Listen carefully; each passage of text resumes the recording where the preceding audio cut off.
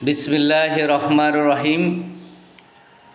বঞ্চিত এবং অবহেলিত 1 থেকে 12তম পর্যন্ত শিক্ষক শিক্ষিকাবৃন্দ, আসসালামু আলাইকুম ওয়া রাহমাতুল্লাহ। প্রায় প্রতিদিনের ন্যায় আজও আপনাদের সামনে হাজির হয়েছি কতিপয় কথা বলার জন্য।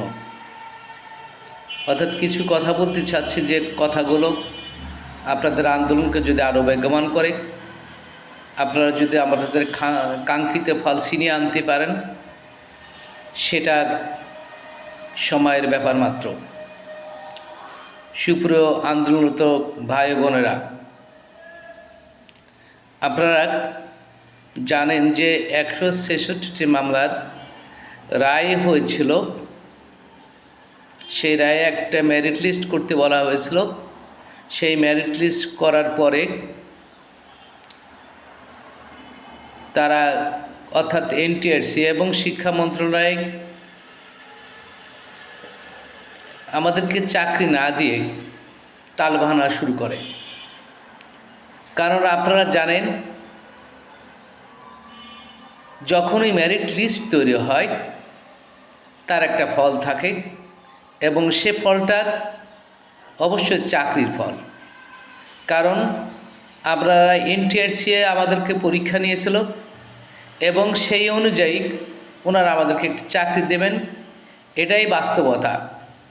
কিন্তু পরীক্ষা নেবেন, মেরিট লিস্ট তৈরি করবেন, চাকরি দেবেন না, এটা একটা অনির্ণীয়,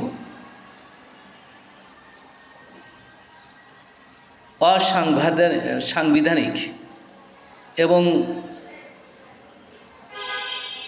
অকল্যাণকর, যেটা কারোরই কাম্য নয়।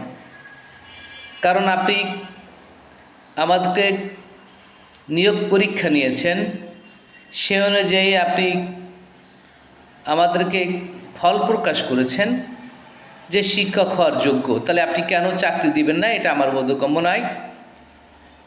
কারণ যিনারা এনটিআরসির চেয়ারম্যান রয়েছেন চেয়ারম্যান মহোদয় রয়েছেন, উচ্চপদস্থ আরও অনেক কর্মকর্তা কর্মচারী রয়েছেন, শিক্ষা মন্ত্রণালয়ের সচিব রয়েছেন, শিক্ষা উপদেষ্টা মহোদয় রয়েছেন, যুগ্ম সচিব রয়েছেন, উপসচিব রয়েছেন, সহকারী সচিব রয়েছেন। সবাই ওনারা দেশ পরিচালনা করেন, ওনাদের তুখর ব্রেন রয়েছে। কিন্তু আমার একটা জিনিস বুঝে আসে না, আমরা মেধার ভিত্তিতে উত্তীর্ণ হওয়ার পরে বাস্তবিক দিক হচ্ছে মেধার ভিত্তিতেই শিক্ষকতা পেশায় নিয়োগ দেওয়ার কথা, কিন্তু ওনারা নিয়োগ না দিয়ে আবার পরীক্ষা নেন, আবার পরীক্ষা নেন, আবার পরীক্ষা নেন। এটা একটা ছলচাতুরি এবং এটা একটা অরাজকতা, এটা একটা মানুষের হেনস্থা করার পথ ছাড়া আর কিছু নাই। আপনি যারা সিনিয়র রয়েছে, 1 থেকে 12তম পর্যন্ত যারা সিনিয়র রয়েছে, তাদের সময় এজ ফিক্সিং ছিল না, সুতরাং তারা এজ থেকে মুক্ত। তাদের কাজই হচ্ছে, আপনাদের কাজই হচ্ছে এদেরকে চাকরিতে পদার্পণ করার। কারণ এরা যোগ্য, আপনারাই বলছেন যোগ্য, আপনারা তাদের সনদ দিয়েছেন, আপনারা কেন চাকরি দেবেন না? এটা আমার কাছে নিরাকল লাগে। আপনারা শুনে আশ্চর্য হবেন যে জাল সনদে চাকরি করে, অথচ বৈধ সনদে আমরা বেকার ঘরে বসে আছি। আমার কাছে আরও আশ্চর্য লাগে যে এই দেশের এনটিআরসির চেয়ারম্যানের গাড়ি চালক 100 কোটি টাকার মালিক, অথচ আমরা খেয়ে না খেয়ে দিনাতিপাত করছি। এটা কীভাবে সম্ভব?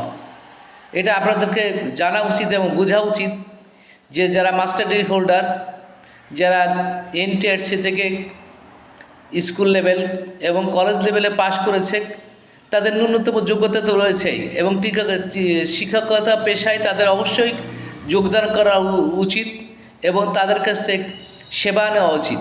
জাতি গঠনে তারা সেবা দেওয়ার জন্য প্রস্তুত রয়েছে।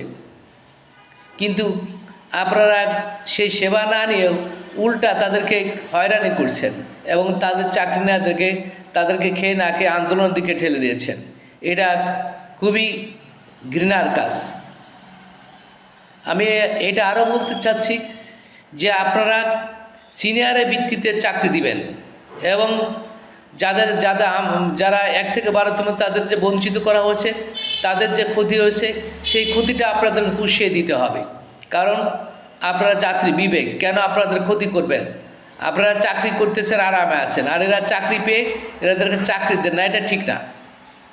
এটা জাতির জন্য একটা কলঙ্কজনক অধ্যায়, এটা অফিসারদের সুলভ আচরণ এবং এটা মানে চারিত্রিক ত্রুটি যুক্ত লোকদেরই কাজ এটা। কারণ কেন এদেরকে চাকরি দেওয়া হবে না? জাল সনদ দিয়ে চাকরি দেন অথচ বৈধ সনদে চাকরি দেন না, তাহলে আপনাদের মান কোথায়? প্রিয় ভাইরা আমার, আপনারা যারা আন্দোলন করছেন আন্দোলনে বেগবান করুন, তীব্র থেকে তীব্রতর করুন। যতক্ষণ পর্যন্ত আপনারা চাকরির পরিপত্র অথবা কোনো অডিয়েন্স জারি করছে ততক্ষণ পর্যন্ত আন্দোলন দুর্বারভাবে চালিয়ে যাবেন। প্রয়োজনে এনটিআর অফিস ঘেরাও করে রাখবেন, এমনও ঘেরাও করে রাখবেন ওর ভিতরে যেন কেউ প্রবেশ করতে পারবে। দিনের পর দিন, মাসের পর মাস চালিয়ে যাবেন। এভাবে অবশ্যই একটা ফল পাবেন। এবং যারা দীর্ঘদিন যাবে আন্দোলন করছে তাদেরকে সাধুবাদ জানাচ্ছি, অভিনন্দন জানাচ্ছি। তাদের যে কষ্ট হচ্ছে তার জন্য সহমর্মিতা জ্ঞাপন করছি। আপনারা আন্দোলন চালিয়ে যান যতক্ষণ পর্যন্ত আপনারা ফল না পান। আল্লাহ হাফেজ। বাংলাদেশ জিন্দাবাদ। আসসালামু আলাইকুম।